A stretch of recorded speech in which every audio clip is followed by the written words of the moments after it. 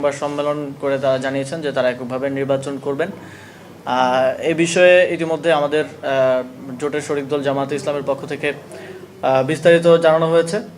আমরা চেষ্টা করব আমাদের যেই প্রিন্সিপালগুলোর উপরে ভিত্তি করে এই জোট গঠিত হয়েছে, এই নির্বাচনী ঐক্য গঠিত হয়েছে, এই প্রিন্সিপালের নিয়ে আমরা বাংলাদেশের মানুষের কাছে যাব। এই জোটের প্রার্থীদের পক্ষে আমরা ভোট চাইব। ইতিমধ্যেই 253টি আসনে এই জোটের পক্ষ থেকে কোন দল কোন আসনের প্রতিদ্বন্দ্বিতা করবে আপনাদেরকে জানানো হয়েছে এবং সোশ্যাল মিডিয়ার মাধ্যমে আপনারা জানতে পেরেছেন যে কোথায় কোন দলের কোন প্রার্থী থাকবে।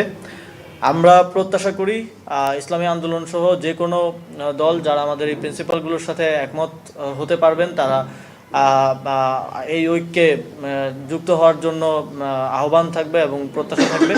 এবং ইসলামী আন্দোলন এই জোটে নেই, এটার জন্য এটা একটা অনাকাঙ্ক্ষিত ঘটনা। আমরা প্রত্যাশা করিনি এমন কিছু হবে।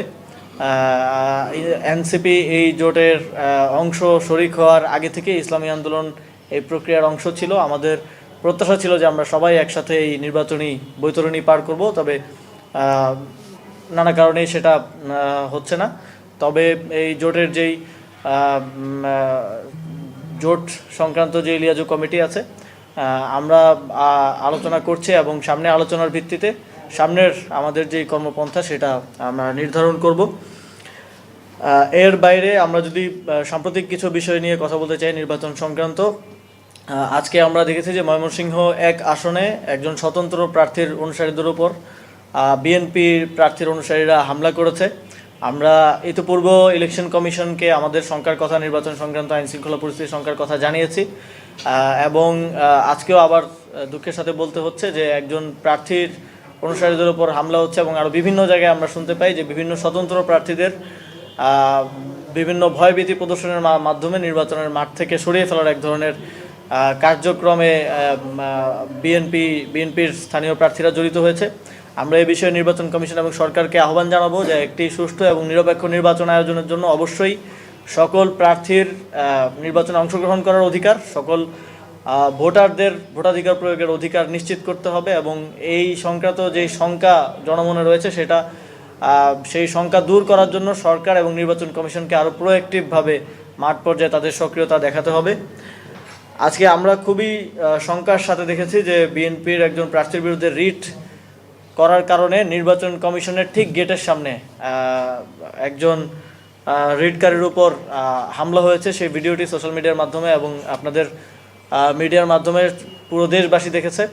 আমরা অত্যন্ত শঙ্কা প্রকাশ করছি, কারণ নির্বাচন কমিশনের 100 গজের মধ্যে যদি এই ধরনের ঘটনা ঘটে, নির্বাচন কমিশনই যদি কোনো প্রার্থীর, কোনো রিটকারীর কিংবা নির্বাচন প্রক্রিয়ার সাথে সংশ্লিষ্ট কারো নিরাপত্তা নিশ্চিত করতে এভাবে ব্যর্থ হয়, তাহলে এটা খুবই দুঃখজনক। নির্বাচন কমিশনের পাশে এই ঘটনা ঘটা মানে আমাদের প্রার্থীরা যারা বিভিন্ন প্রত্যন্ত অঞ্চলে বিভিন্ন 300টি আসনে দেশের নির্বাচন করছেন তাদের নিরাপত্তা নিয়ে আমরা শঙ্কিত এবং ভোটারদের যে একটা সুষ্ঠু পরিবেশে তারা ভোট দিতে পারবেন, ভোটাধিকার প্রয়োগ করতে পারবেন, সেটা নিয়েও আমরা শঙ্কিত। আমরা এই ঘটনা আজকে যে প্রার্থী বা যারা তার অনুসারীরা যারা ঘটিয়েছে তাদেরকে দ্রুত গ্রেফতার করে আইনের আওতায় আনা এবং দৃষ্টান্তমূলক শাস্তির ব্যবস্থা করার জন্য সরকার এবং নির্বাচন কমিশনের প্রতি আমাদের এনসিপির পক্ষ থেকে দাবি জানাচ্ছি, যাতে করে এই ধরনের ঘটনা আমাদেরকে আর কখনো দেখতে না হয়। এবং এটা নির্বাচন কমিশনের সক্ষমতা নিয়ে আসলে প্রশ্ন উঠেছে, সক্ষমতা নিয়ে আমাদের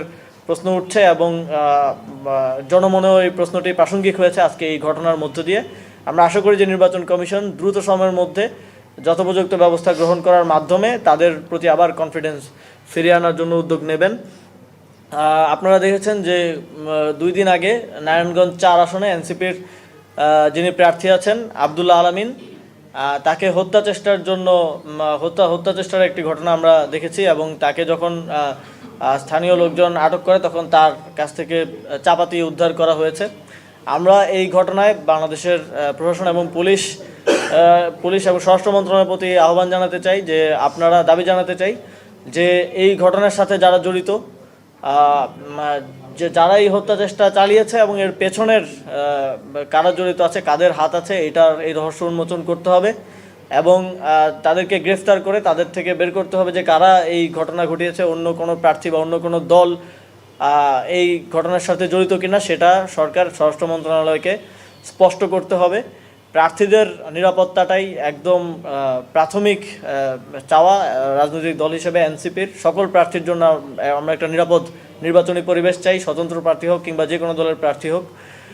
সেটা নিশ্চিত করার জন্য সরকারের এবং নির্বাচন কমিশনের সেই সদিচ্ছা আছে, এটা নিশ্চিত করার জন্য আমি মনে করি যে নারায়ণগঞ্জে যে ঘটনাটি ঘটেছে সেটা সুষ্ঠু তদন্ত এবং সেটা জনগণের কাছে উন্মোচন করা প্রয়োজন যে কারা এর পেছনে রয়েছে। আর আমরা প্রত্যাশা করি যে আমরা আশা করি যে আমাদের যেই 10 দলীয় জোট, এই জোটের প্রতি আমরা ইতিমধ্যেই সারা দেশের মানুষের পক্ষ থেকে অনেক সমর্থন এবং আশাবাদ এবং তারা যে এক্সাইটেড এটা আমরা দেখতে পাচ্ছি।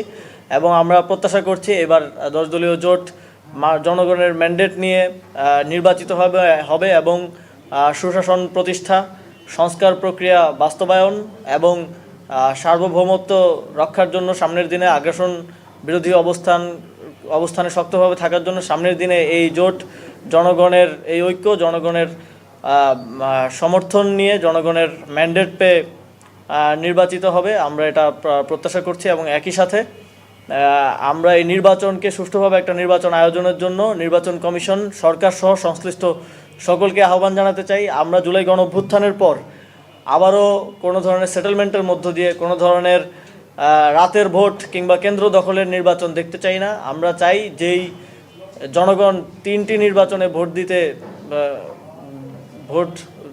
দেয়া থেকে বঞ্চিত হয়েছে তারা সুষ্ঠুভাবে, অবাধ নিরপেক্ষভাবে এবং সুন্দর পরিবেশে তাদের ভোটাধিকার প্রয়োগ করতে পারবে। এর জন্য যত ধরনের ব্যবস্থা গ্রহণ করা প্রয়োজন আমরা আশা করি নির্বাচন কমিশন এবং সরকার তা গ্রহণ করবে এবং এক্ষেত্রে জাতীয় নাগরিক পার্টি সহ সকল পর্যায় থেকে আমাদের সহযোগিতা থাকবে।